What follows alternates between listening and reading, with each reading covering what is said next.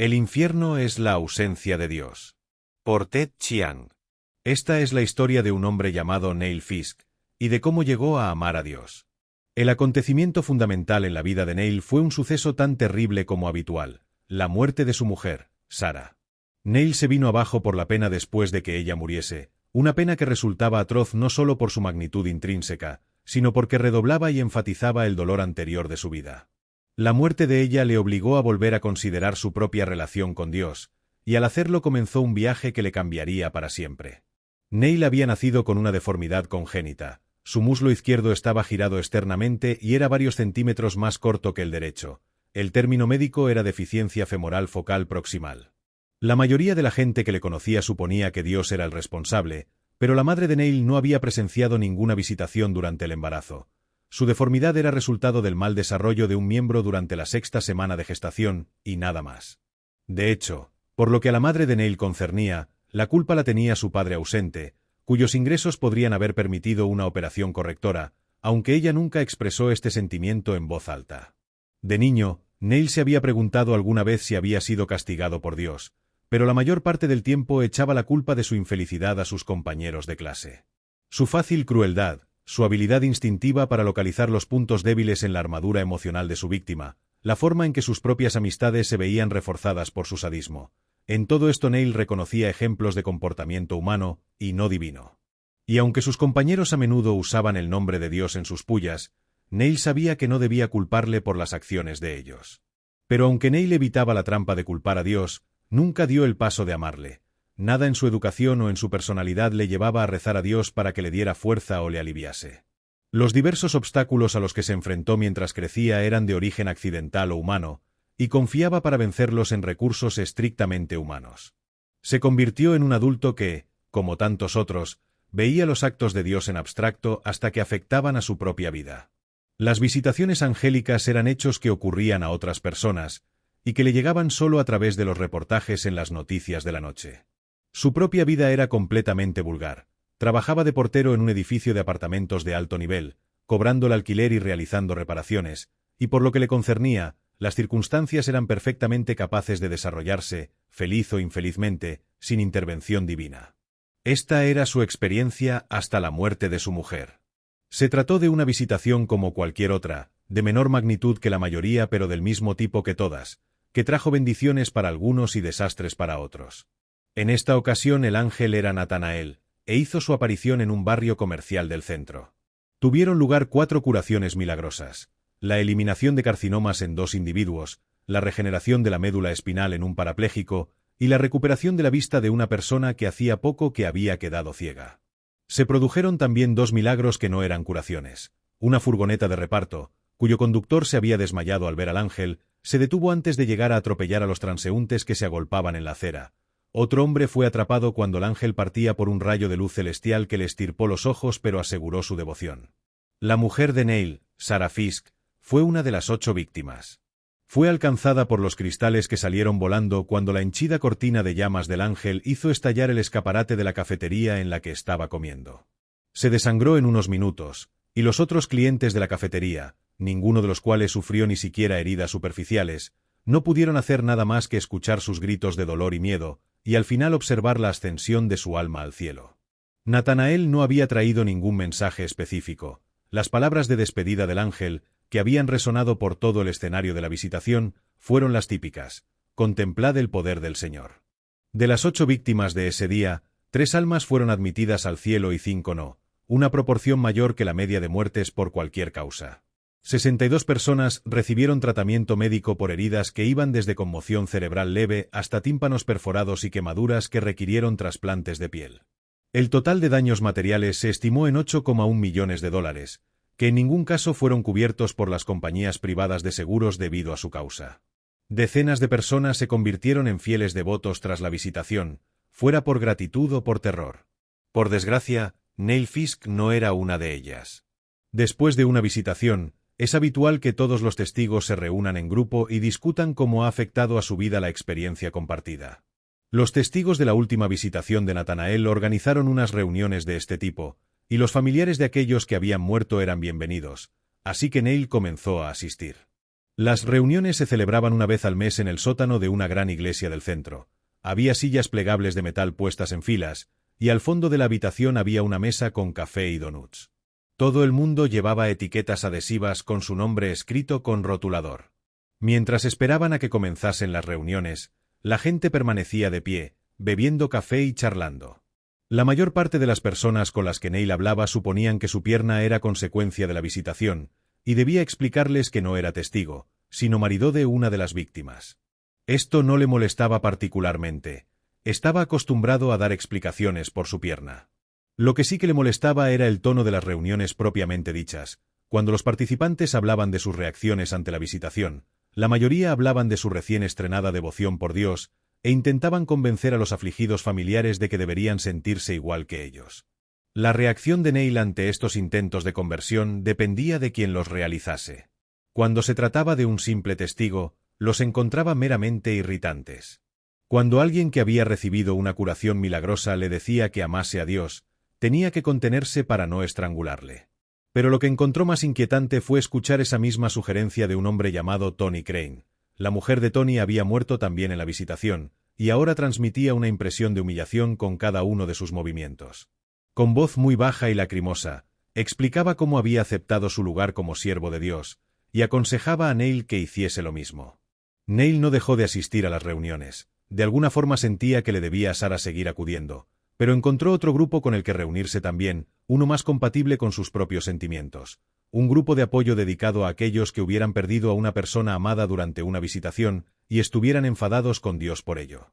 Se reunían en semanas alternas en un cuarto del centro comunal de la localidad, y hablaban de la pena y la rabia que hervían en su interior. Todos los asistentes se mostraban en general comprensivos con los demás, a pesar de las diferencias en sus diversas actitudes hacia Dios. Entre los que habían sido devotos antes de su pérdida, algunos se esforzaban en la tarea de seguir siéndolo, mientras que otros abandonaban su devoción sin pensarlo dos veces. Entre los que nunca habían sido devotos, algunos sentían que su posición había sido confirmada, mientras que otros se enfrentaban a la tarea casi imposible de volverse ahora devotos. Para su consternación, Neil se encontraba en esta última categoría. Como cualquier otro no devoto, Neil nunca había hecho mucho esfuerzo en pensar dónde acabaría su alma. Siempre había supuesto que su destino era el infierno, y lo aceptaba. Así eran las cosas, y el infierno, después de todo, no era físicamente peor que el plano mortal. Significaba un exilio permanente de Dios, ni más ni menos. La veracidad de esto quedaba clara para cualquiera en las ocasiones en que el infierno se manifestaba. Sucedía regularmente. El terreno parecía volverse transparente, y se podía ver el infierno como si se mirase a través de un agujero en el suelo. Las almas perdidas no parecían diferentes a los vivos, pues sus cuerpos eternos se parecían a los mortales. No era posible comunicarse con ellos. Su exilio de Dios significaba que no podían percibir el plano mortal, donde sus acciones podían sentirse, pero mientras esas manifestaciones duraban se les podía oír hablar, reír o llorar, exactamente como lo hacían cuando estaban vivos. La reacción de la gente ante estas manifestaciones divergía considerablemente. La mayoría de los devotos se estremecían, no ante la visión de nada aterrador, sino porque les recordaba que pasar la eternidad fuera del paraíso era posible.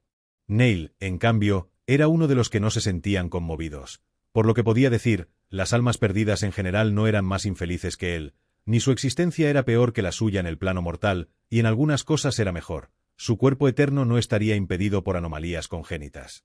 Por supuesto, todo el mundo sabía que el cielo era incomparablemente superior, pero para Neil siempre había parecido demasiado remoto para pensar en él, como la riqueza, la fama o el glamour. Para las personas como él, el infierno era el lugar al que se iba cuando se moría, y no le veía ningún sentido a reestructurar su vida con la esperanza de evitarlo. Y puesto que Dios no había interpretado ningún papel anteriormente en la vida de Neil, no tenía miedo de encontrarse exiliado de Dios. La perspectiva de vivir sin interferencias, de vivir en un mundo donde las bonanzas y las desgracias nunca eran intencionadas, no le causaba ningún terror. Ahora que Sara estaba en el cielo, su situación había cambiado. Neil quería más que nada volver a estar junto a ella, y la única forma de ir al cielo era amar a Dios con todo su corazón. Esta es la historia de Neil, pero para contarla apropiadamente hay que contar las historias de otros dos individuos cuyos caminos se cruzaron con el suyo. El primero de ellos es Janice Raeli. Lo que la gente suponía respecto a Neil era lo que de hecho le había sucedido a Janice. Cuando la madre de Yanis estaba embarazada de 8 meses, perdió el control del coche que conducía y lo estrelló contra un poste de teléfono durante una repentina tormenta de granizo, puños de hielo que cayeron del cielo azul y despejado y que cubrieron la carretera como un cargamento reventado de cojinetes gigantes. Ella se quedó sentada en su coche, temblorosa pero indemne, cuando vio un nudo de llamas plateadas, más tarde identificado como el Ángel Bardiel, flotando por el cielo. La visión la dejó petrificada, pero no tanto como para no sentir la peculiar sensación de movimiento en su vientre. Un posterior examen con ultrasonidos reveló que la no nata Yanis Raeli ya no tenía piernas. Los pies le crecían a modo de aletas directamente de las caderas. La vida de Yanis podría haber seguido el curso de la de Neil, si no fuera por lo que sucedió 2 días después del examen. Los padres de Yanis estaban sentados a la mesa en la cocina, llorando y preguntando qué habían hecho para merecer esto, cuando recibieron una visión. Las almas salvadas de 4 parientes fallecidos aparecieron ante ellos, bañando la cocina en un resplandor dorado. Los salvados no dijeron ni una palabra, pero sus sonrisas beatíficas provocaban una sensación de serenidad en todo el que las veía. Desde ese momento, los Raeli estuvieron seguros de que la invalidez de su hija no era un castigo. Como resultado, Yanis creció pensando que no tener piernas era un don. Sus padres le explicaron que Dios le había asignado una misión especial porque consideraba que ella estaría a la altura, y ella prometió que no le fallaría. Sin orgullo ni terquedad, consideraba que su responsabilidad era demostrar a los demás que su invalidez no era una señal de debilidad, sino de fuerza. De niña, fue completamente aceptada por sus compañeros de clase. Cuando se es tan bonita, segura de sí misma y carismática como ella, los niños ni siquiera notan que se va en silla de ruedas. Cuando llegó a la adolescencia se dio cuenta de que las personas sin discapacidades de su escuela no eran las que más necesitaban de su influencia. Le parecía más importante dar ejemplo a otras personas inválidas, hubieran sido tocadas por Dios o no, no importaba dónde vivieran. Yanis comenzó a hablar ante diversos públicos, asegurando a aquellos que sufrían discapacidades que tenían la fuerza que Dios necesitaba en ellos. Con el tiempo se ganó una buena reputación y seguidores. Se ganaba la vida escribiendo y dando discursos, y fundó una organización benéfica dedicada a promover su mensaje. La gente le mandaba cartas agradeciéndole el haber cambiado sus vidas, y recibirlas le daba una sensación de plenitud de un tipo que Neil jamás había experimentado. Esta fue la vida de Yanis hasta que ella misma fue testigo de una visitación del Ángel Raziel. Estaba entrando en su casa cuando comenzaron los temblores. Al principio pensó que eran de origen natural, aunque no vivía en una zona geológicamente activa, y esperó en el umbral hasta que se terminasen. Unos segundos después vio por el rabillo del ojo un destello plateado en el cielo y se dio cuenta de que se trataba de un ángel justo antes de perder la consciencia. Yanis se despertó para encontrarse con la mayor sorpresa de su vida, la visión de sus 2 nuevas piernas, largas, musculadas y perfectamente funcionales. Se alarmó la primera vez que se puso de pie. Era más alta de lo que esperaba. Mantener el equilibrio a esa altura sin usar los brazos era algo desconcertante, y sentir al mismo tiempo la textura del suelo con las plantas de los pies lo hacía directamente rarísimo. Los encargados de protección civil, al encontrarla vagando por la calle como ensimismada, pensaron que estaba en estado de shock, hasta que ella, maravillándose ante su habilidad de mirarles a la altura de los ojos, les explicó lo que le había pasado. Cuando se realizaron las estadísticas de la visitación, la recuperación de las piernas de Yanis fue contada como una bendición, y ella se sintió humildemente agradecida por su buena suerte. Fue en la primera reunión del grupo de apoyo cuando una sensación de culpa comenzó a embargarla. Allí, Yanis conoció a 2 individuos con cáncer que habían sido testigos de la visitación de Raziel, habían pensado que su curación estaba próxima, y se habían sentido amargamente decepcionados cuando se dieron cuenta de que les había pasado por alto. Yanis se encontró preguntándose por qué ella había recibido una bendición y ellos no. La familia y los amigos de Yanis consideraron que la recuperación de sus piernas era una recompensa por su sobresaliente trabajo en la tarea que Dios le había encomendado, pero para Yanis esta interpretación habría otra pregunta. ¿Quería él que parase? No podía ser. Evangelizar era la principal razón de su vida, y no había límites al número de personas que necesitaban oír su mensaje. Continuar predicando era lo mejor que podía hacer, tanto por ella como por los demás. Sus dudas crecieron durante su primer discurso tras la visitación, ante un público de paralíticos recientes en silla de ruedas. Yanis les transmitió sus habituales palabras de ánimo, asegurándoles que tenían la fuerza necesaria para los desafíos que les esperaban. Fue durante las preguntas del final cuando le preguntaron si la recuperación de sus piernas significaba que ella había superado su prueba. Yanis no supo qué decir. No podía prometerles que sus defectos serían borrados algún día. De hecho, como descubrió, cualquier insinuación de que había sido recompensada podía interpretarse como una crítica hacia los demás que seguían inválidos, y ella no deseaba eso. Lo único que pudo decirles fue que no sabía por qué había sido curada, pero era evidente que su público no pensó que esta respuesta fuese satisfactoria. Yanis volvió a casa inquieta. Aún creía en su mensaje, pero por lo que concernía a su público, había perdido su mayor fuente de credibilidad. ¿Cómo podía dar ánimos a otros que habían sido tocados por Dios para que vieran su discapacidad como una señal de fuerza, cuando ella ya no compartía su condición? Reflexionó sobre si esto podía ser un desafío, una prueba de su habilidad para propagar su palabra. Claramente, Dios había hecho que su tarea fuera más difícil que antes.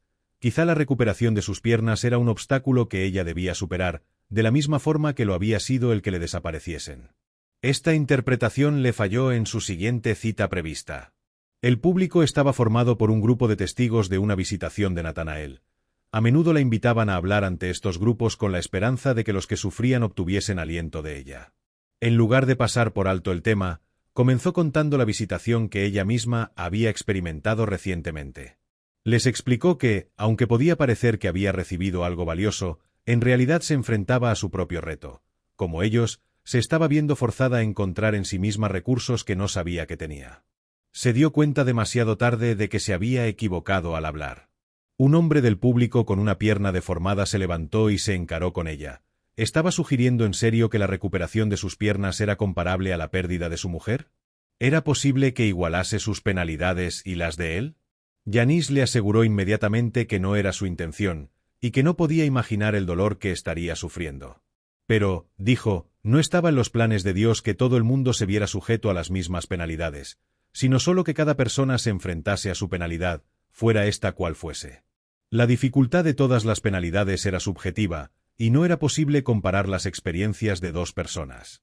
Y de la misma forma que aquellos cuyo sufrimiento parecía mayor que el suyo debían sentir compasión por él debía sentir compasión por aquellos cuyo sufrimiento parecía menor. Pero el hombre no aceptó nada de esto. Ella había recibido lo que cualquier otra persona habría considerado una bendición fantástica, y se estaba quejando de ello. Se fue de la reunión hecho una furia mientras Yanis aún estaba intentando explicarse. El hombre, por supuesto, era Neil Fisk. Neil había oído hablar de Yanis Raeli durante gran parte de su vida, la mayoría de las veces a través de personas que estaban convencidas de que una pierna deforme era una señal de Dios. Estas personas la citaban como ejemplo a seguir, diciéndole que su actitud era la respuesta adecuada ante una discapacidad física. Neil no podía negar que la falta de piernas de ella era una invalidez mucho peor que su fémur deformado. Por desgracia, la actitud de ella le parecía tan ajena que, incluso en los mejores tiempos, nunca había podido aprender nada de ella. Ahora, en lo más hondo de su pesar y perplejo porque ella hubiera recibido un don que no necesitaba, Neil encontró ofensivas sus palabras. En los días que siguieron, Yanis se encontró cada vez más sumida en las dudas, incapaz de decidir qué significaba la recuperación de sus piernas. ¿Estaba respondiendo con ingratitud a un don que había recibido? ¿Era tanto una bendición como una prueba? Quizá fuera un castigo, una indicación de que no había cumplido con su deber apropiadamente.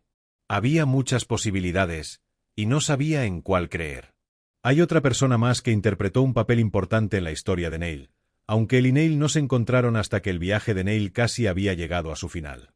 El nombre de esa persona era Ethan Mead.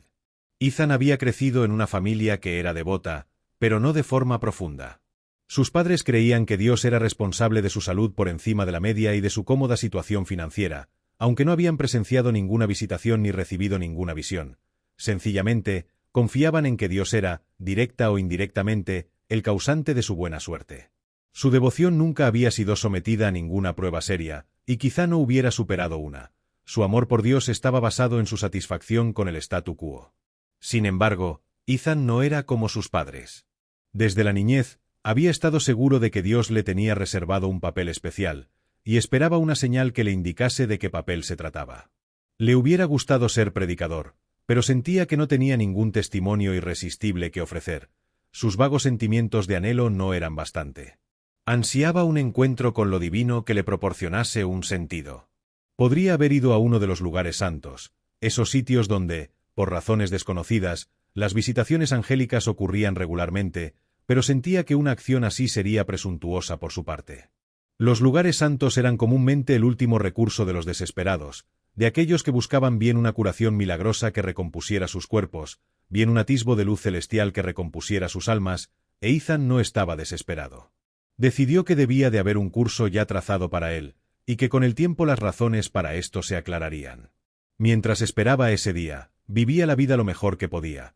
Trabajaba de bibliotecario, estaba casado con una mujer llamada Claire, y tenía 2 hijos. Todo el tiempo permanecía atento a las señales de un destino más alto. Ethan estaba seguro de que su hora había llegado cuando fue testigo de una visitación de Raziel, la misma visitación que, a muchos kilómetros de distancia, devolvió las piernas a Janice Raeli. Ethan se encontraba solo cuando sucedió. Estaba caminando hacia su coche en el centro de un aparcamiento, cuando el suelo comenzó a temblar. Instintivamente, supo que se trataba de una visitación y se puso de rodillas, sin sentir miedo, solo euforia y asombro ante la perspectiva de conocer su vocación. El suelo se quedó quieto al cabo de un minuto, e Ethan miró a su alrededor, pero salvo por eso no se movió. Solo después de esperar unos minutos más, se puso de pie.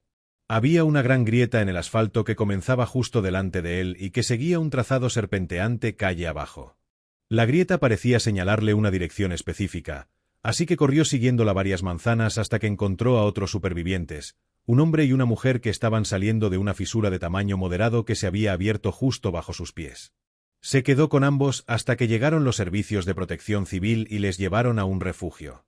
Ethan asistió a las reuniones posteriores del grupo de apoyo y conoció a otros testigos de la visitación de Raziel.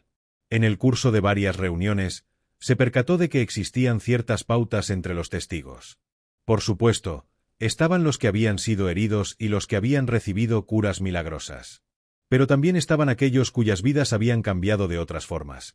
El hombre y la mujer que había encontrado se enamoraron y pronto se comprometieron. Una mujer que había quedado atrapada bajo un muro desmoronado sintió tras ser rescatada que debía convertirse en camillero. La propietaria de una tienda formó una alianza que evitó su quiebra inminente, mientras que otro cuya tienda había quedado destruida vio en esto un mensaje para que cambiase de vida. Parecía que todo el mundo salvo Ethan había encontrado una forma de entender lo que les había pasado. Él no había sido maldecido o bendecido de ninguna forma evidente, y no sabía qué mensaje se suponía que tenía que recibir.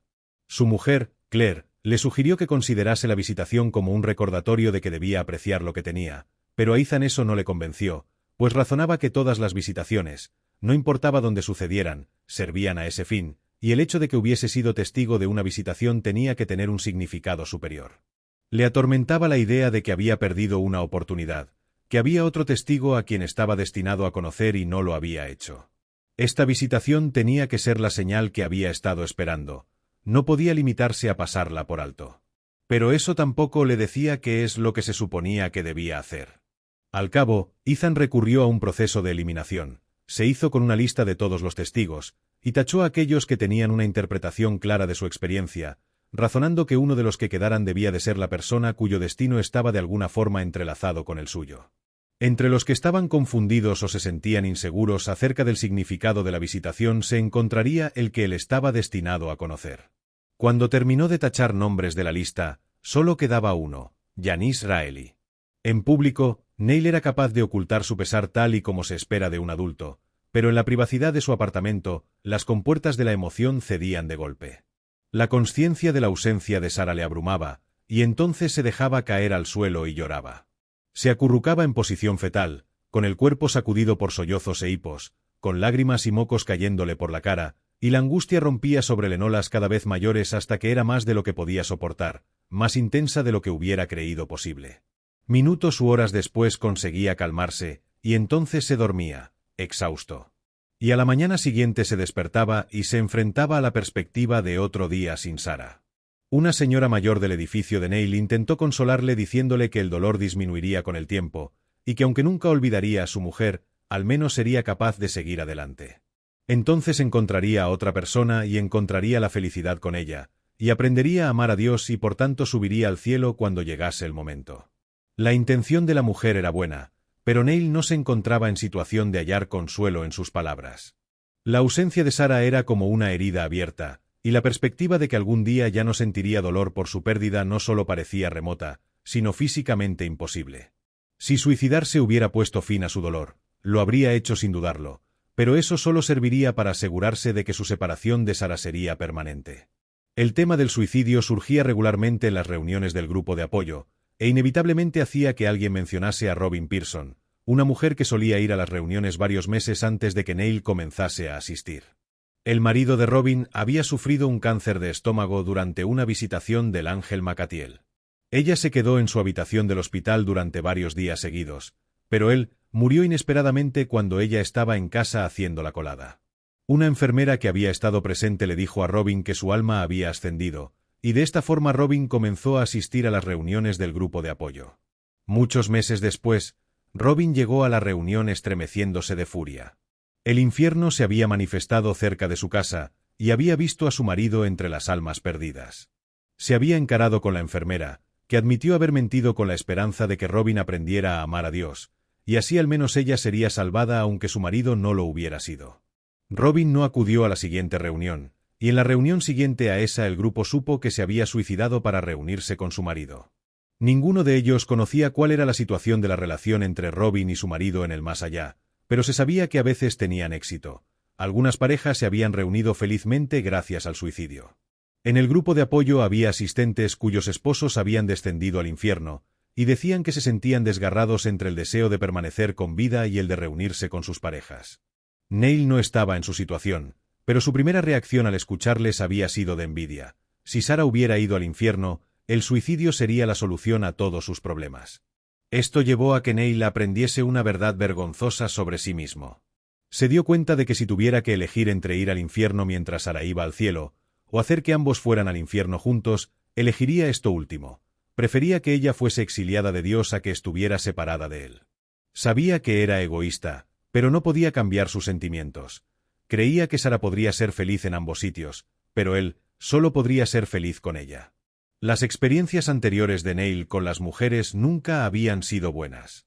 Casi siempre, cuando había estado flirteando con una mujer sentado en un bar, ella enseguida se acordaba de que tenía una cita en otro lugar en el momento en que él se ponía de pie y su pierna más corta se hacía visible.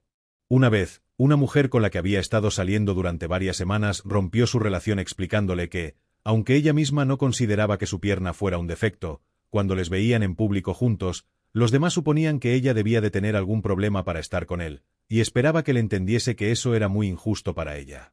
Sarah había sido la primera mujer que Neil había conocido cuya actitud no había cambiado en absoluto, cuya expresión no había oscilado entre la piedad y el horror, ni siquiera la sorpresa, cuando vio su pierna por primera vez.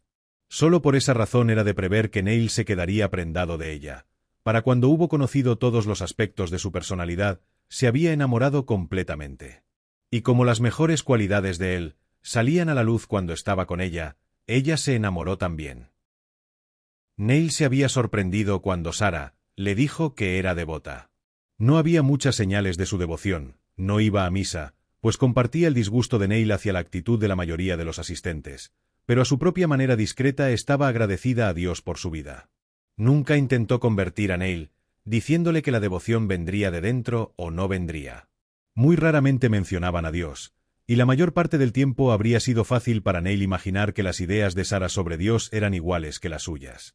Eso no quiere decir que la devoción de Sarah no ejerciera ningún efecto sobre Neil. Al contrario, Sarah era de lejos el mejor argumento para amar a Dios que nunca había encontrado. Si amar a Dios había contribuido a hacerla la persona que era, entonces quizás sí que tenía sentido. Durante los años en que estuvieron casados, su visión de la vida se volvió más luminosa, y probablemente hubiera llegado un punto en el que se hubiera sentido agradecido hacia Dios, si él y Sarah hubieran envejecido juntos.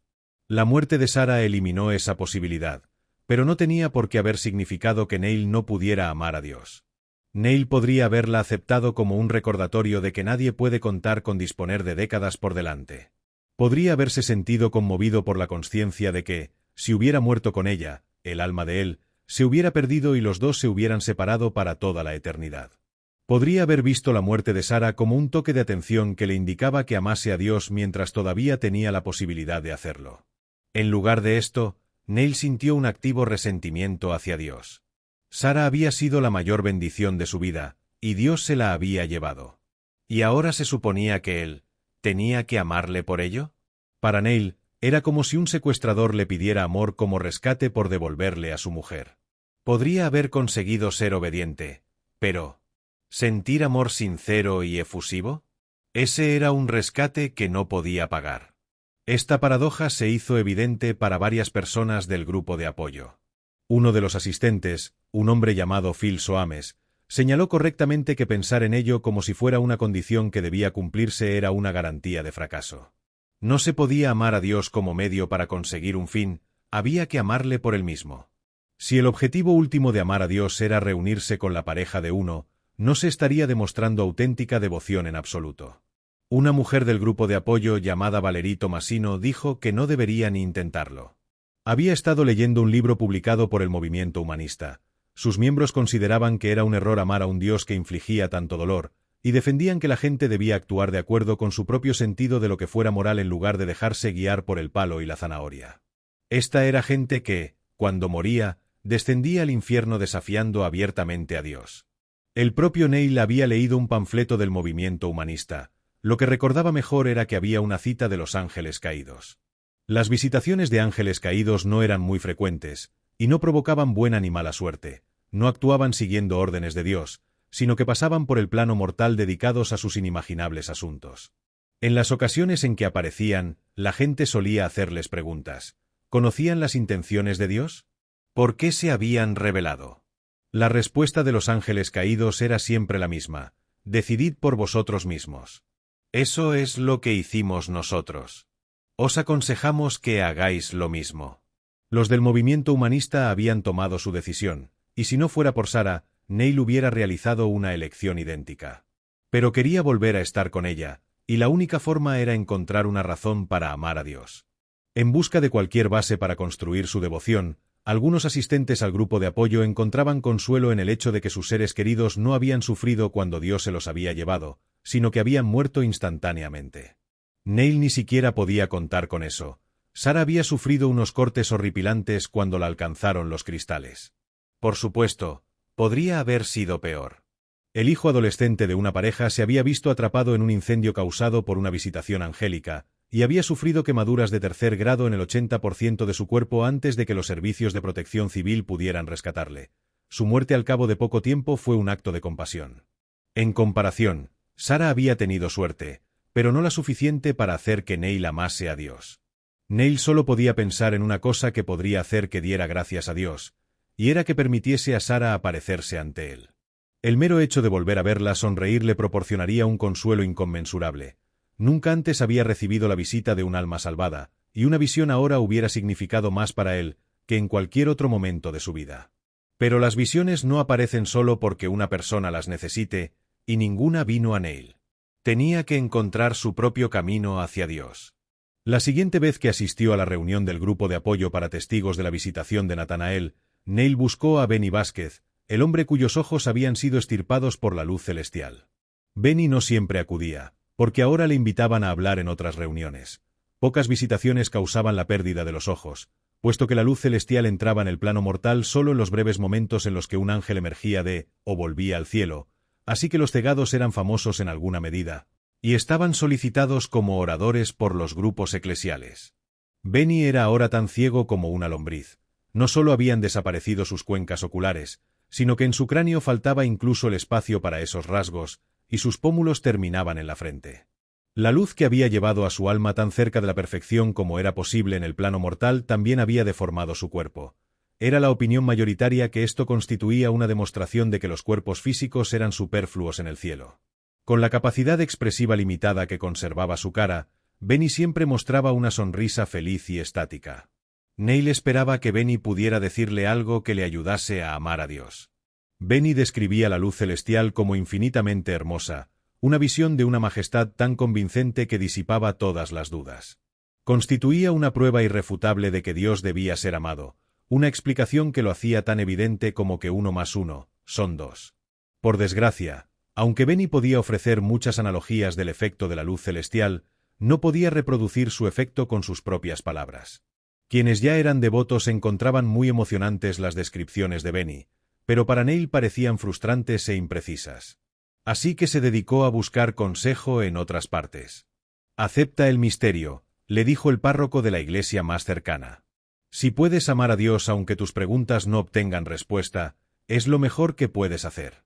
Admite que le necesitas, le dijo un libro popular de consejos espirituales que había comprado. Cuando te des cuenta de que la autonomía es una ilusión, estarás preparado. Sométete completa y totalmente, dijo un predicador en televisión. Al recibir tormento, demuestras tu amor. Puede que la aceptación no te traiga alivio en esta vida, pero resistirte solo empeorará tu castigo. Todas estas estrategias habían funcionado con diferentes individuos. Cualquiera de ellas, una vez interiorizada, puede llevar a una persona a la devoción. Pero no siempre son fáciles de adoptar, y Neil se contaba entre los que las encontraban imposibles. Finalmente, Neil habló con los padres de Sarah, lo que indicaba el grado de su desesperación. Sus relaciones con ellos siempre habían sido tensas. Aunque querían a Sarah, a menudo la amonestaban por no ser lo bastante explícita en su devoción, y se habían sorprendido desagradablemente cuando se casó con un hombre que no era devoto en absoluto. Por su parte, Sarah siempre había considerado que sus padres eran demasiado criticones, y que mostraran su desaprobación hacia Neil solo reforzó esta impresión. Pero ahora Neil pensaba que tenía algo en común con ellos. Después de todo, ellos también lloraban la pérdida de Sarah, así que los fue a visitar en su casa colonial de los suburbios, esperando que pudieran ayudarle con su pesar. ¡Qué equivocado estaba! En lugar de compasión, lo que Neil obtuvo de los padres de Sarah fue que lo responsabilizaran por su muerte. Habían llegado a esta conclusión en las semanas posteriores al funeral de Sarah. Razonaban que ella había sido tomada para enviarle un mensaje a él, y que ellos se veían forzados a soportar la pérdida de ella solo porque él no había sido devoto. Ahora estaban convencidos de que, a pesar de las explicaciones que les había dado al respecto, la pierna deforme de Neil era de hecho un acto de Dios, y si él se hubiera sentido apropiadamente escarmentado por ello, Sarah aún podría estar con vida. Esta reacción no debería haberle sorprendido. A lo largo de toda la vida de Neil, la gente había atribuido un significado moral a su pierna aunque Dios no fuera responsable de ella. Ahora que había sufrido una desgracia por la que Dios era claramente responsable, era inevitable que alguien supusiera que se lo merecía.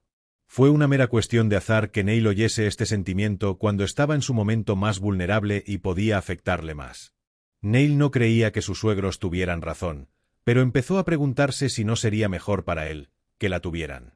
Quizá, pensó, sería mejor vivir en un cuento en que los virtuosos eran recompensados y los pecadores castigados, incluso si los criterios de virtud y pecado se le escapaban, que vivir en una realidad donde no había ninguna justicia en absoluto. Significaría que le tocaba el papel de pecador, así que no era una mentira muy consoladora, pero le ofrecía una recompensa que su propio sistema ético no podía darle, la creencia de que le reuniría con Sarah. A veces incluso un mal consejo puede dirigir a una persona en la buena dirección. Fue así como las acusaciones de sus suegros al final empujaron a Neil a acercarse más a Dios. En más de una ocasión, cuando estaba evangelizando, alguien había preguntado a Janice si alguna vez deseaba tener piernas, y ella siempre había contestado sinceramente que no. Estaba satisfecha con cómo era. A veces quien preguntaba le señalaba que no podía echar de menos lo que nunca había conocido, y que podría tener otra opinión si hubiera nacido con piernas y las hubiera perdido luego. Janice nunca negaba eso. Pero podía decir con toda sinceridad que no tenía la sensación de estar incompleta, ni sentía envidia de la gente con piernas. No tenerlas era parte de su identidad. Nunca había intentado usar prótesis, y si hubiese existido una operación quirúrgica que la hubiera podido dotar de piernas, la habría rechazado. Nunca había pensado en la posibilidad de que Dios pudiera devolverle las piernas. Uno de los efectos secundarios inesperados de tener piernas era el aumento de las atenciones que recibía de los hombres. Antes había atraído sobre todo a hombres con un fetiche por las amputaciones o complejo de santidad. Ahora todo tipo de hombres parecían sentirse atraídos por ella.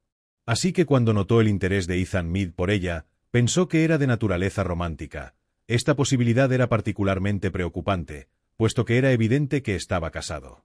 Ethan había comenzado a hablar con Janice en las reuniones del grupo de apoyo, y luego había comenzado a asistir a sus charlas en público. Cuando él sugirió que comiesen juntos, Janice le preguntó por sus intenciones, y él le explicó su teoría.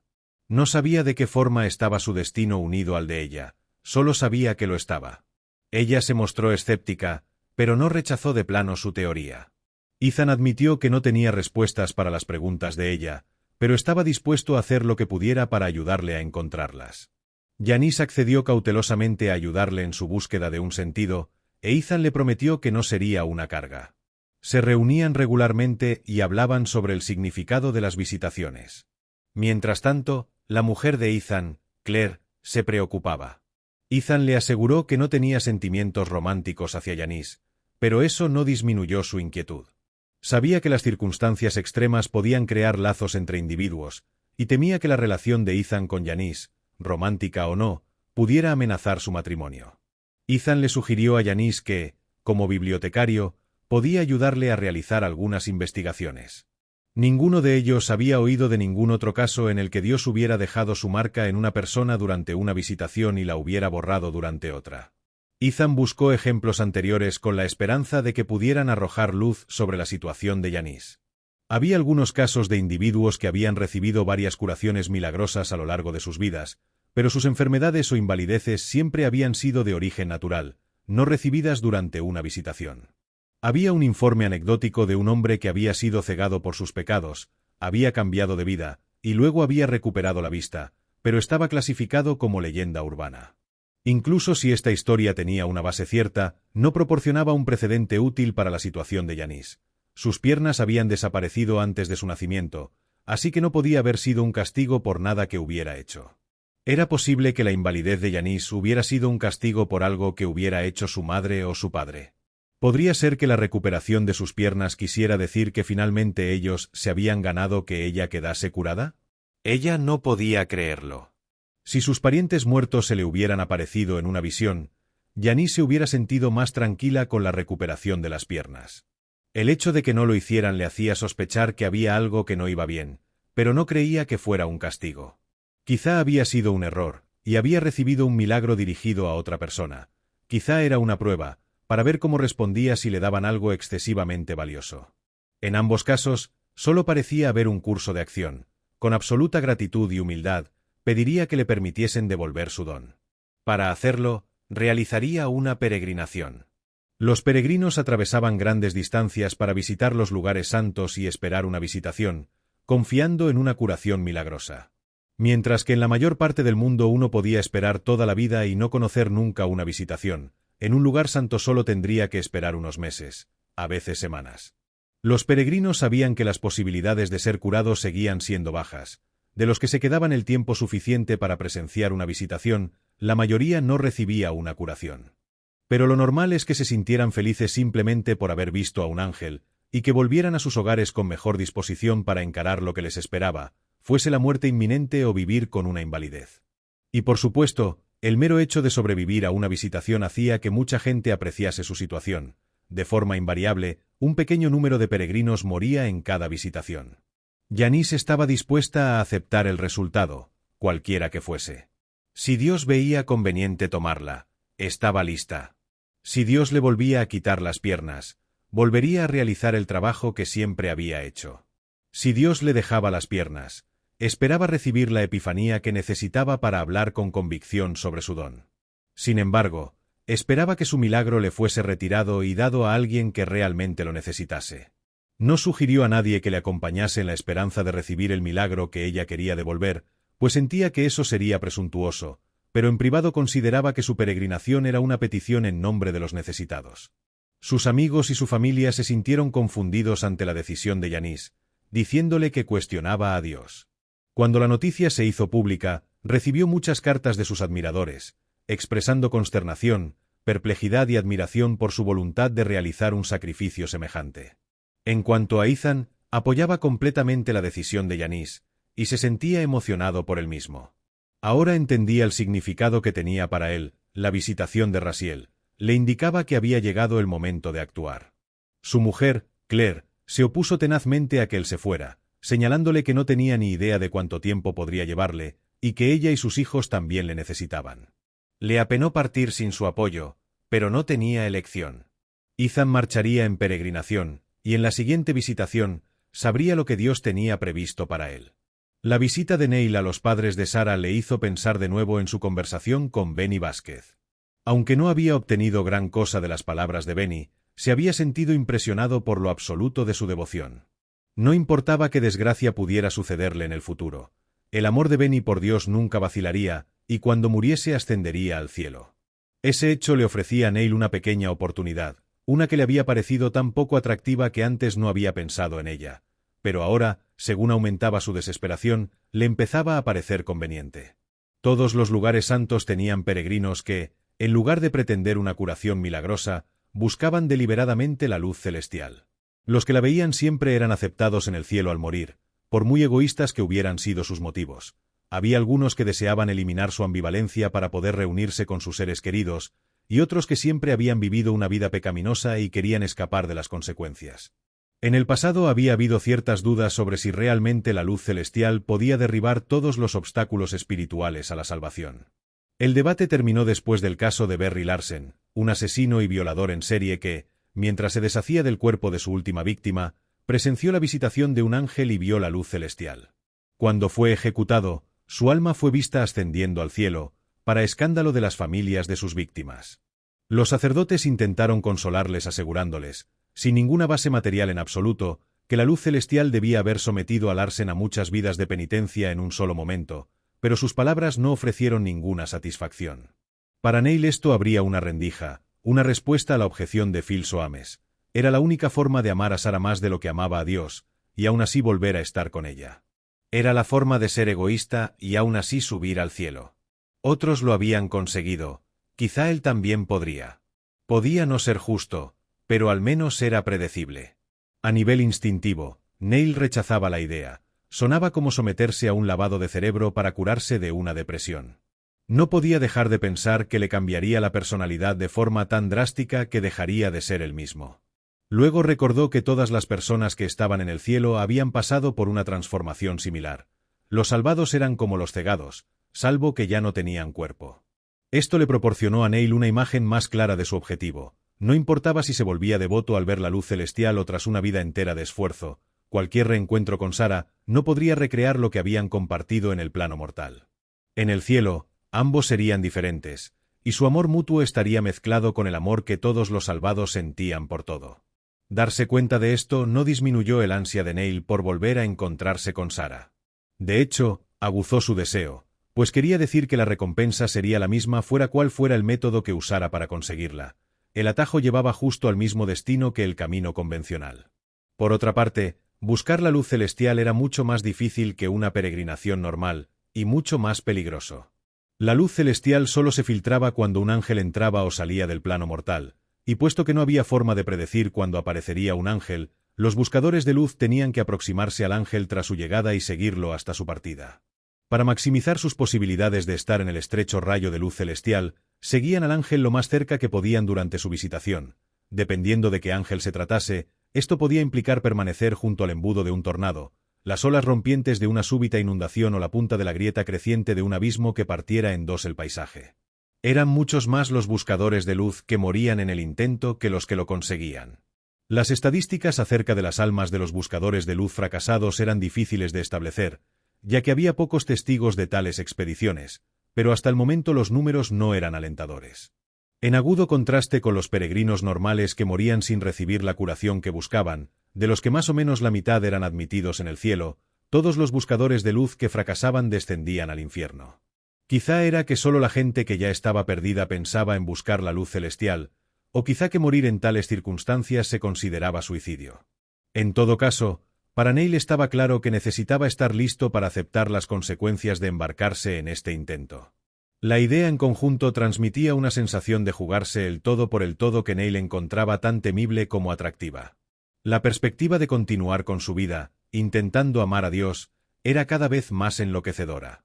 Podría intentarlo durante décadas sin conseguirlo. Podría no disponer siquiera de ese tiempo. Como se le había recordado con tanta frecuencia últimamente, las visitaciones servían como aviso para preparar el alma, porque la muerte podría llegar en cualquier momento. Podría morir al día siguiente, y no había ninguna posibilidad de que se volviera devoto en el futuro cercano usando medios convencionales. Resulta quizá irónico que, dada su costumbre de no seguir el ejemplo de Janice Raeli, Neil se enterase de que ella había cambiado su posición. Estaba desayunando cuando vio por casualidad una noticia en el periódico sobre sus planes de peregrinación, y su primera reacción fue de ira. ¿Cuántas bendiciones necesitaba esa mujer para sentirse satisfecha? Después de pensarlo un poco más, decidió que si ella, después de haber recibido una bendición, consideraba apropiado buscar la ayuda de Dios para saber qué hacer con ella, entonces no había razón por la que él, que había sido objeto de una desgracia tan terrible, no hiciera lo mismo. Y con eso bastó para decidirle. Los lugares santos estaban siempre en sitios poco hospitalarios. Uno era un atolón en medio del océano, mientras que otro estaba en las montañas a una altura de 6.000 metros.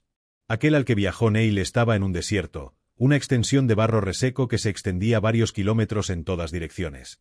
Era un lugar desolado, pero relativamente accesible y por lo tanto popular entre los peregrinos. El aspecto del lugar sagrado era una lección práctica de lo que pasaba cuando los reinos celestial y terrestre se tocaban. El paisaje estaba cruzado por ríos de lava, anchas grietas y cráteres de impacto.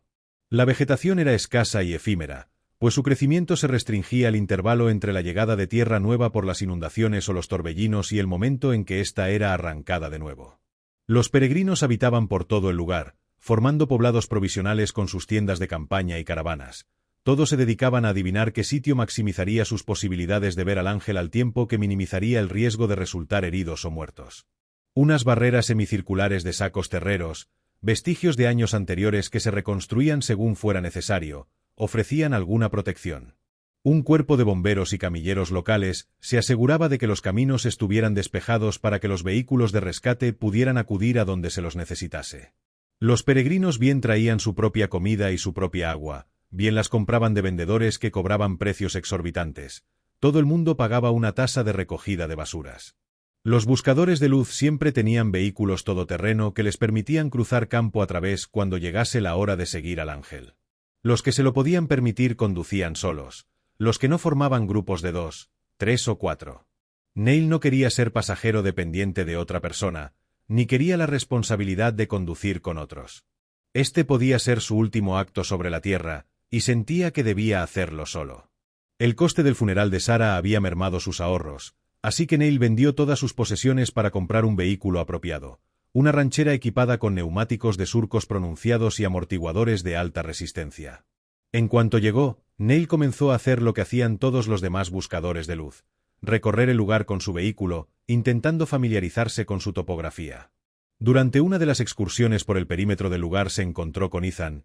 Ethan le hizo señas después de que su coche se hubiera quedado parado al volver del supermercado más cercano, a 130 kilómetros. Neil le ayudó a volver a arrancar su coche, y luego, instado por Ethan, le siguió a su campamento para cenar. Janice no estaba allí cuando llegaron, pues había ido a visitar a unos peregrinos a unas tiendas de distancia. Neil escuchó con educación mientras Ethan, que calentaba comidas precocinadas sobre un hornillo de propano, comenzaba a describirle los hechos que le habían llevado al lugar santo. Cuando Ethan mencionó el nombre de Janice Raely, Neil no pudo disimular su sorpresa. No tenía ninguna intención de volver a hablar con ella, e inmediatamente se disculpó para marcharse. Estaba explicándole a un extrañado Ethan que había olvidado otra cita previa cuando llegó Janice. Se quedó muy sorprendida de ver a Neil allí, pero le pidió que se quedase. Ethan le explicó por qué había invitado a Neil a cenar, y Janice le contó dónde se habían conocido ella y Neil. Luego le preguntó a Neil qué le había traído al lugar santo. Cuando les dijo que era un buscador de luz, Ethan y Janice inmediatamente intentaron convencerle de que reconsiderase sus planes. Podía estar cometiendo suicidio, le dijo Ethan, y siempre había mejores alternativas que el suicidio. Ver la luz celestial no era la respuesta, le dijo Janice, no era lo que Dios quería. Neil les agradeció a ambos secamente su preocupación, y se marchó. Durante las semanas de espera, Neil se pasó todos los días conduciendo por el lugar. Existían mapas, corregidos tras cada visitación, pero no eran comparables a recorrer el terreno por uno mismo. De vez en cuando encontraba a algún buscador de luz con evidente experiencia en conducción todoterreno, y se dirigía a él. La vasta mayoría de los buscadores de luz eran hombres, para pedirle consejos sobre cómo atravesar un tipo específico de terreno. Algunos habían estado en el lugar durante varias visitaciones, sin haber fallado ni tenido éxito en sus intentos anteriores. Estaban dispuestos a dar consejos sobre cómo perseguir a un ángel, pero nunca ofrecían ninguna información personal. Neil encontraba que el tono de sus conversaciones era peculiar, al tiempo esperanzado y desesperado, y se preguntaba si él sonaría igual. Ethan y Janice pasaban el tiempo conociendo a otros peregrinos. Las reacciones de estos ante la situación de Janice variaban. Algunos pensaban que era una desagradecida, mientras que otros pensaban que era generosa. La mayoría encontraba interesante la historia de Ethan, pues era uno de los pocos peregrinos que buscaba algo distinto a una curación milagrosa. En general, había un sentimiento de camaradería que lo sostuvo durante la larga espera. Neil estaba conduciendo en su ranchera cuando unas nubes negras comenzaron a arremolinarse en el sudeste, y le llegó la noticia por la radio de onda corta de que había comenzado una visitación. Detuvo el vehículo para ponerse tapones para los oídos y el casco. Para cuando hubo terminado, se veían relámpagos y rayos, y un buscador de luz cerca del ángel informó que se trataba de Baraquiel, y que parecía estar moviéndose con rumbo norte. Neil dio la vuelta a su ranchera hacia el este para anticiparse y comenzó a conducir a toda velocidad. No había lluvia ni viento, solo nubes negras de las que surgían rayos. Por la radio otros buscadores de luz transmitían estimaciones sobre la dirección y la velocidad del ángel, y Neil se dirigió al noreste para colocarse en su camino. Al principio podía calcular la distancia de la tormenta contando cuánto tardaba en oír los truenos, pero pronto los rayos caían con tanta frecuencia que no podía distinguir qué sonidos correspondían a cuáles. Vio los vehículos de otros dos buscadores de luz que se acercaban. Comenzaron a conducir en paralelo, dirigiéndose al norte, pasando por encima de una sección de terreno cuajada de cráteres, saltando sobre los pequeños y girando para evitar los grandes. Los rayos caían por todas partes, pero parecían venir de un punto al sur de la posición de Neil. El ángel estaba directamente detrás de él, y se acercaba. Incluso con los tapones para los oídos, el rugido era ensordecedor. Neil sintió que el vello se le ponía de punta según se acumulaba la carga eléctrica a su alrededor. Miraba una y otra vez por el retrovisor, intentando distinguir dónde estaba el ángel mientras se preguntaba cuánto debería acercarse. Su vista se pobló de tantos restos visuales que comenzó a resultar difícil distinguir los rayos reales. Entrecerrando los ojos para poder ver el reflejo deslumbrante del retrovisor, se dio cuenta de que estaba mirando un rayo que no cesaba, ondulante pero continuo. Giró el retrovisor hacia arriba para ver más, y contempló la fuente del rayo, una masa de llama hirviente y retorcida, plateada contra las nubes oscuras, el ángel Baraquiel. Fue entonces, mientras Neil estaba pasmado y paralizado por lo que veía, que su ranchera remontó un saliente de roca y salió volando. La ranchera se estrelló contra una peña, y toda la fuerza del impacto se concentró en la parte izquierda del extremo delantero del vehículo, arrugándola como papel de aluminio. La intrusión en la cabina del conductor le rompió las dos piernas y le seccionó la arteria femoral izquierda. Neil empezó a desangrarse hasta morir, lentamente pero con seguridad. No intentó moverse, de momento no sentía dolor físico, pero de alguna forma sabía que el menor movimiento sería atroz. Era evidente que estaba atrapado en la ranchera, y no había forma de que pudiera perseguir a Baraquiel incluso si no fuera así. Sin poder hacer nada, observó cómo la tormenta eléctrica se alejaba cada vez más. Mientras la miraba, Neil comenzó a llorar. Estaba embargado por una mezcla de pena y desprecio por sí mismo, maldiciéndose por haber pensado que un plan así podía tener éxito. Hubiera rogado que le dieran la oportunidad de volver a intentarlo, hubiera prometido que pasaría el resto de sus días aprendiendo a amar a Dios si le dejaban vivir, pero sabía que no había negociación posible y que la culpa era solo suya.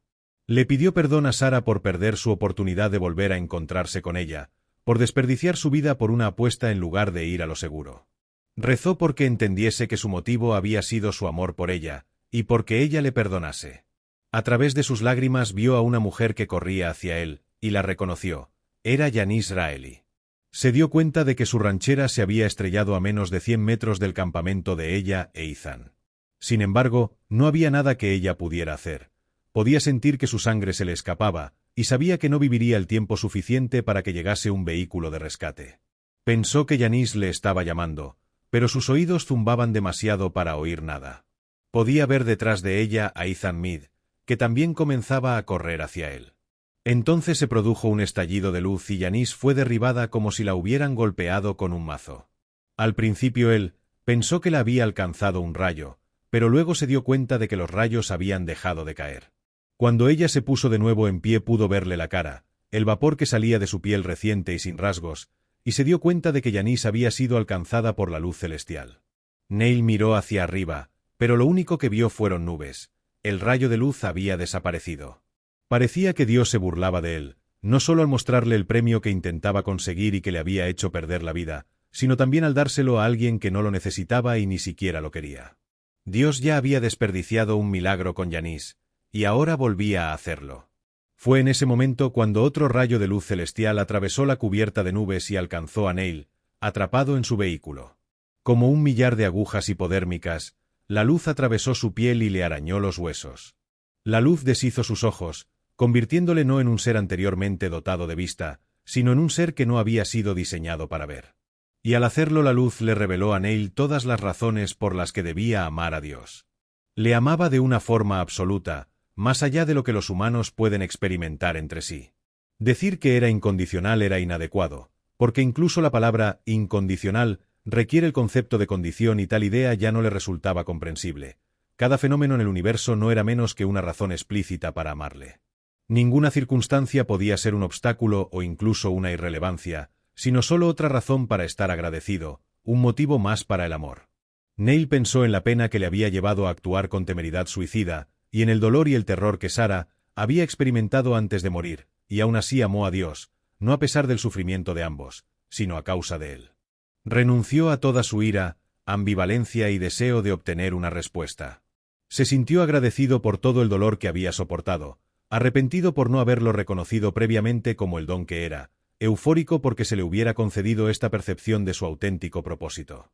Entendió que la vida era un regalo inmerecido, que ni siquiera los más virtuosos eran merecedores de las glorias del plano mortal. Para él, el misterio de la vida estaba resuelto, porque entendió que todo en la vida es amor, incluso el dolor, especialmente el dolor. Así que unos minutos después, cuando Neil finalmente se desangró hasta morir, era realmente merecedor de la salvación. Y Dios le envió al infierno de todas formas. Ethan vio todo esto. Vio que Neil y Yanis eran tocados por la luz celestial, y vio el amor piadoso en sus rostros sin ojos. Vio cómo los cielos se despejaban y la luz del sol volvía. Estaba apretando la mano de Neil, esperando a los camilleros, cuando Neil murió, y vio que el alma de Neil abandonaba su cuerpo y se elevaba hacia el cielo, solo para descender al infierno. Yanis no lo vio, pues para entonces ya no tenía ojos. Ethan fue el único testigo, y se dio cuenta de que este era el propósito que Dios le tenía reservado, seguir a Yanis Raeli hasta ese punto y ver lo que ella no podía. Cuando se reunieron las estadísticas de la visitación de Baraquiel, se averiguó que había habido un total de 10 víctimas, 6 entre los buscadores de luz y 4 entre los peregrinos normales. 9 peregrinos recibieron curaciones milagrosas. Los únicos individuos que vieron la luz celestial fueron Yanis y Neil. No había estadísticas acerca de cuántos peregrinos habían sentido que sus vidas cambiaban por la visitación, pero Ethan se contaba entre ellos. Al volver a su hogar, Yanis volvió a evangelizar, pero el tema de sus discursos ha cambiado. Ya no habla de cómo los disminuidos físicos tienen los recursos para superar sus limitaciones. En su lugar, como los demás cegados, habla de la insoportable belleza de la creación de Dios. Muchos de los que solían obtener ánimos de ella se sienten decepcionados, al entender que han perdido a una líder espiritual. Cuando Yanis hablaba de la fuerza que ella tenía como inválida, su mensaje era peculiar, pero ahora que está cegada, su mensaje es un lugar común. Sin embargo, a ella no le preocupa que su público se haya reducido, porque está completamente convencida de lo que predica. Ethan dejó su trabajo y se convirtió en predicador para poder hablar también sobre sus experiencias. Su mujer, Claire, no pudo aceptar su nueva misión y finalmente le dejó, llevándose a sus hijos con ella, pero Ethan estaba dispuesto a continuar solo. Ha conseguido reunir a un gran número de seguidores contándoles lo que le pasó a Neil Fisk. Les cuenta que no pueden esperar más justicia en la otra vida de la que hay en el plano mortal, pero no les dice esto para disuadirles de adorar a Dios. Al contrario, les anima a hacerlo. En lo que insiste es en que no deben amar a Dios engañándose, sino que si desean amar a Dios, deben estar preparados para hacerlo sin que importen sus intenciones.